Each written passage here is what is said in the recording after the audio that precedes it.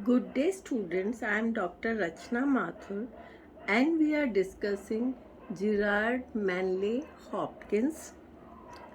So, Hopkins, the Janus faced, is the only 19th century poet who is included in anthologies of both the Victorians and the moderns. For now, both are equally eager to claim him. In this matter of being published out of time, he resembles Emily Dickinson. Although he died at the age of 45 in 1889, his poetry was not published until 1918. Prophetically, during his lifetime, Hopkins had written to his lifelong friend and correspondent Robert Bridges about his poetry, quote, "If you do not like it, is because there is something you have not seen and I see. And if the whole world agreed to condemn it or see nothing in it, I should only tell them to take a generation and come to me again," unquote. When the history of the 1920s came to be written by a dispassionate critic, no influence will rank in importance with that of Gerard Manley Hopkins. So, Hopkins has his own place. Most critics saw Hopkins as a maverick born out of his due time, an idiosyncratic poet without affinities. Only recently have critics seen his poetry as a synthesis of the new and the old. So this is important. His poetry is a synthesis of the new and the old, the revolutionary and the traditional. So please remember, only recently have critics seen his poetry as a synthesis of the new and the old, the revolutionary and the traditional.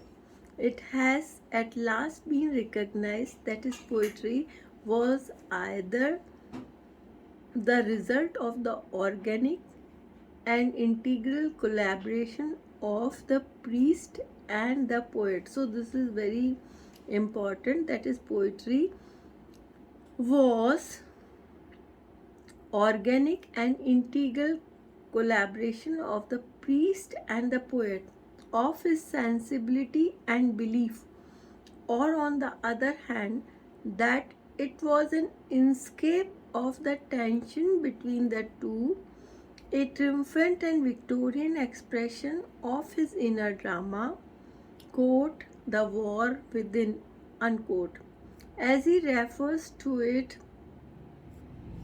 in one of his sonnets. It is true that poets' religious dedication restricted the quantity of his poems, but they correspondingly gained an intensity and those very qualities which every critic now considers as constituting the greatness of Hopkins. Hopkins was a major influence on modern poets. So, students, please remember that Hopkins was a major influence on modern poets. When the second edition of the poems of Hopkins was published in 1930, the appreciative reviewer of the Times Literary Supplement made the following bold statement on December 1930. Quote, "It would hardly be an exaggeration to say that Hopkins was the most original of the poets of the 19th century." So, unquote. I'm repeating that the Times Literary Supplement made the following bold statement on 25th December 1930. It would hardly be an exaggeration to say that Hopkins was the most original of the poets of the 19th century. So, Hopkins is a very original poet. There is no denying the fact that Tennyson, Browning and Arnold were original in their own peculiar ways, though none of them broke new grounds like Hopkins. So, Hopkins, he broke new grounds. The technical innovations brought about by Hopkins were so perfect that Edith Sitwell was forced to remark that he should not be regarded as a model since he worked his own discoveries to the uttermost point. There is no room for advancement for development along his lines. In the 30s, Hopkins became a major influence upon new poets, but for the undeniable traces of his influence, we must go back to the Georgians, to Robert Bridges, in whom we find unconscious echoes of the diction of the younger friend. About his influence on the poets of the 30s, Ifor Evans wrote, quote, "In the 30s, Hopkins became a major influence on new poets. They were not interested in his religious themes, for many of them, at that time at least, were agnostics, but they were fascinated by the originality of his rhythms and his vocabulary, and above all, in the contrast of his genius against the whole 19th century romantic tradition." So, now we will discuss life, career, and contribution of Hopkins. Gerard Manley Hopkins was born on 20th July 1844 in an Anglican family in Stratford, Essex. He was brought up in a family where simply piety and practical endeavor mixed with varied artistic culture.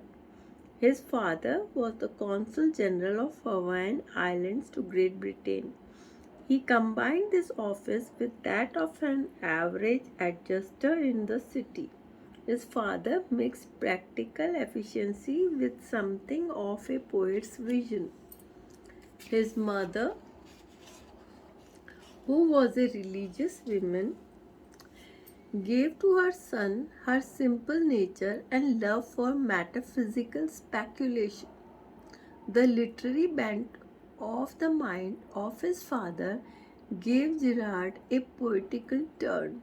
Though his father, he also, I'm repeating, through his father, he also came in contact with problems of nautical law, and he wrote learnedly on this subject.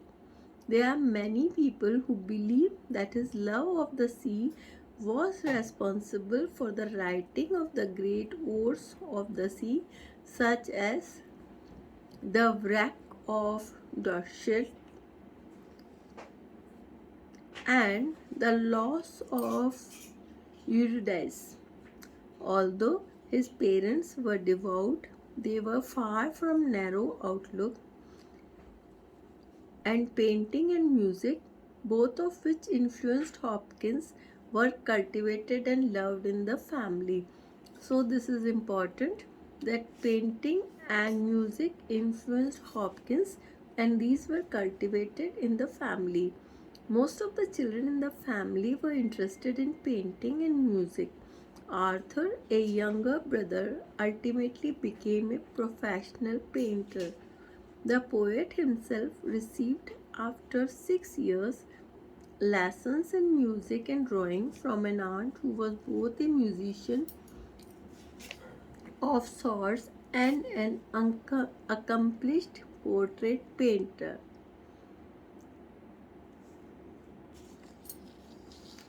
Soon Gerard's interest in drawing increased and he made great progress, and by the time he was 20 he had developed strength and delicacy of line, together with a feeling for internal patterns. These are difficult things for an amateur to achieve, but Gerard was able to achieve these delicacies of taste. He was a great admirer of Ruskin, His affinity with Ruskin is revealed in his love and knowledge of architecture and in the nature description and work paintings of his journal. With age, his interest in music also matured, but the difficulty with him was that he was neither able to devote himself exclusively to music nor to poetry, though he knew well that the production of a large body of work of the highest excellence in any of the disciplines demanded devotion. Still, his musical studies were not wasted, for they influenced his poetry by giving it typical rhythmic patterns. So, students, try to write in your own words and try to make your own points. Thank you, students.